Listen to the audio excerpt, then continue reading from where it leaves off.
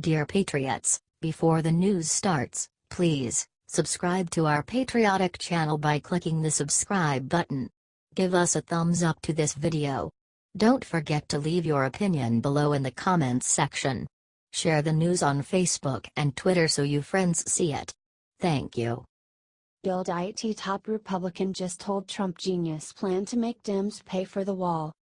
Today one of the top Republicans in the House, Representative Steve King, unveiled his own genius plan to force Dems to pay for the border wall. King was on Fox News last night when he revealed the surefire plan that will give the Democrat Party chills. Trump needs to veto any appropriations bill without the wall until they give up. Rep. King revealed the plan on Fox News last night. The president said he is going to build the wall. If he vetoes an appropriation bill because it lacks funding for the wall, $1.6 billion. If he vetoes that, Congress has to override the veto. The votes won't be there to override a presidential veto, and eventually, this will get done. King also brought up the very underreported fact that Dems are also threatening their own government shutdown if Trump refuses to give abortion funding to Planned Parenthood. The other thing is the Democrats are ready to shut the government down if they don't get $500 million of funding for Planned Parenthood. So whose principles are stronger here? The Democrats wanting to fund the abortion that comes out of Planned Parenthood, or the Republicans like me and the president who want to follow through on a mandate that came from the American people? When you put it in those terms, President Trump is definitely gonna be able to pull this off. Let's show Trump the American people voted on their wall by sharing this plan out everywhere so the president himself sees it.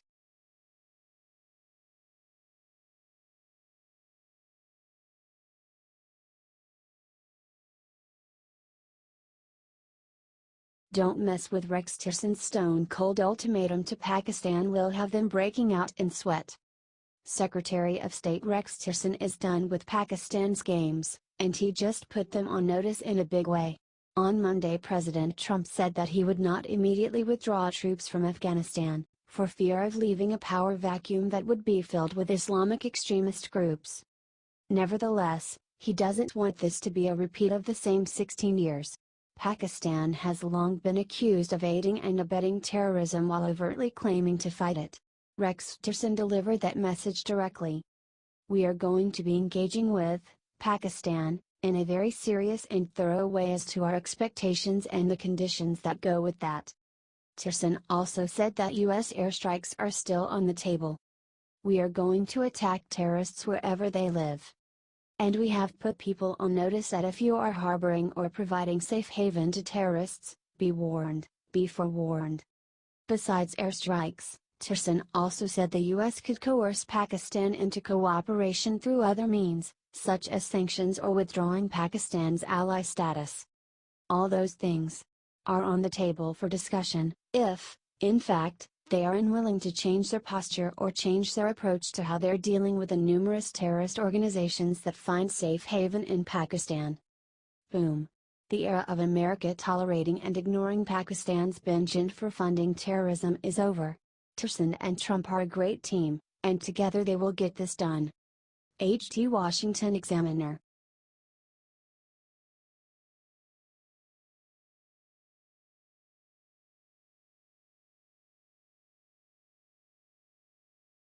Vote her out. Maxine Waters' disgusting two-word insult to Ben Carson left jaws hanging. Our favorite crazy person in Congress, Mad Maxine Waters, is at it again with yet another long-winded screed against President Trump and his administration. This time, however, her comments were even more outlandish than usual, taking aim at Secretary of Housing and Urban Development Ben Carson. Waters spoke at a town hall event on Thursday to talk about the violent events in Charlottesville and managed to call President Trump and some of his cabinet members white supremacists, including Ben Carson, who is black, and Secretary of Treasury Steve Mnuchin, who is Jewish. Here are her exact words.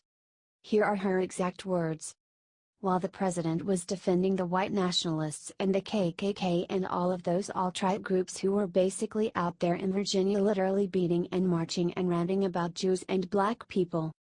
But this is what this cabinet looks like, whether we talk about Treasury Secretary Steve Mnuchin or Ben Carson. Who's over at HUD? If you think reclaiming my time that I did with Mnuchin, you wait till Ben Carson comes. Welp, guess I've heard it all, folks. Never mind that President Trump actually condemned racism and hate groups shortly after the Charlottesville event. In the land of the Democrats, even Jewish and Black people can be white supremacists and support hateful organizations like the KKK. On the one hand, it is tiring to hear this crazy nonsense. On the other hand, this is exactly why these people keep losing elections. Let's make sure everyone knows about how crazy these Democrats are by sharing this 10,000 times to get the out of office. HT Town Hall.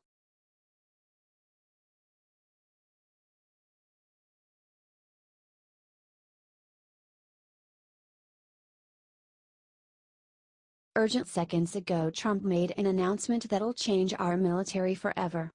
The White House is about to issue guidance to the Pentagon on how to put in effect Trump's transgender ban on the military.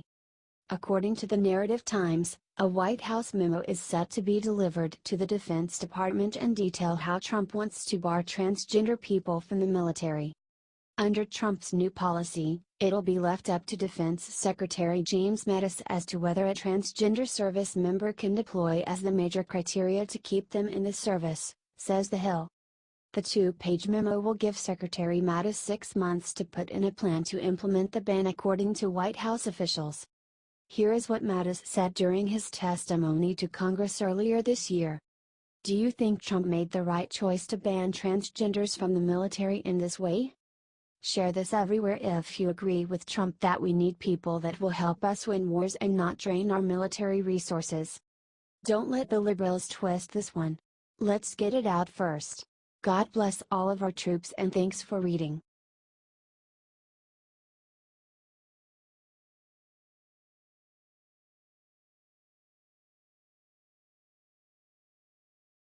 Final straw. Trump just gave McConnell an ultimatum that will mortify him. There's a rule in the Senate that requires 60 votes for cloture, or ending debate so that a vote can happen. You see, senators are supposed to be allowed to talk, or debate, about an issue as long as necessary. 60 votes are required to stop the discussion, or debate. Sometimes there's a filibuster, or someone who talks and debates, and talks some more, just to stall or stop legislation from proceeding. Okay, end of government lesson for today. On to the point. President Trump wants Mitch McConnell to get rid of the 60-vote requirement, so that the Senate can pass some laws. Otherwise, says Trump, they won't be able to do anything.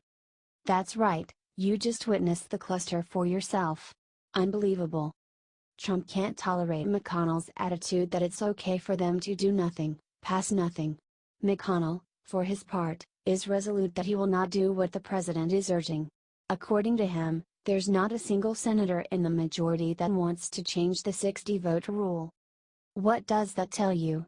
It tells me that they are fine with the status quo, of not getting anything done. That's just so disappointing and reaffirms that we have got to drain the swamp. If you agree, please share, and comment "Drain the Swamp." H.T. Breitbart.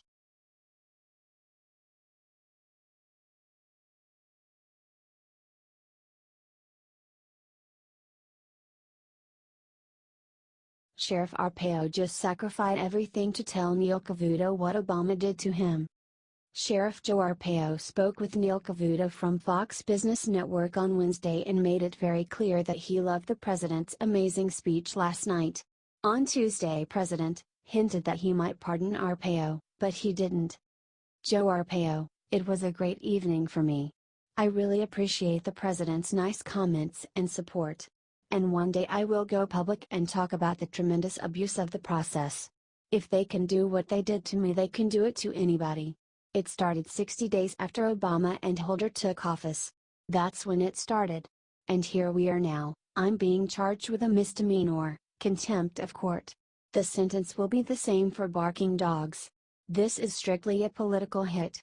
I will be talking about that in the future. I have a great deal of respect for him. As long as he is president, I will support him. I wish a lot of other people would do the same. That is just amazing.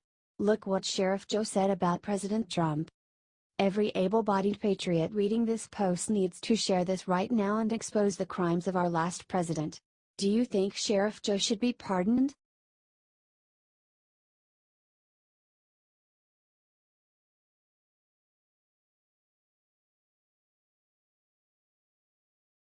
Checkmate Trump just threw every crooked Republican under the bus with what he did.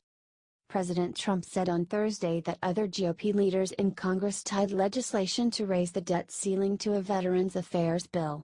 He said their failure has led to a political mess surrounding the issues.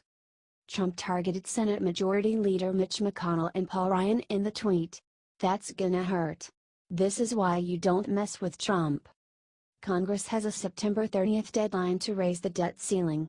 If they don't do it, the U.S. will not be able to make their payments and the nation's bond rating will go down. That's a fancy way of saying that they would screw the government if they did that. The veterans legislation that Trump referred to is being signed into law on Wednesday.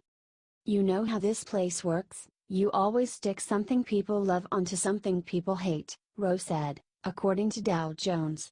"Obviously something that has to be done, that's what we always do to get the debt ceiling raised," said Representative Phil Roe, R. Tennessee, via The Hill.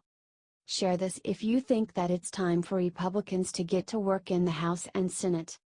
They need to do their damn jobs or else they are out next year.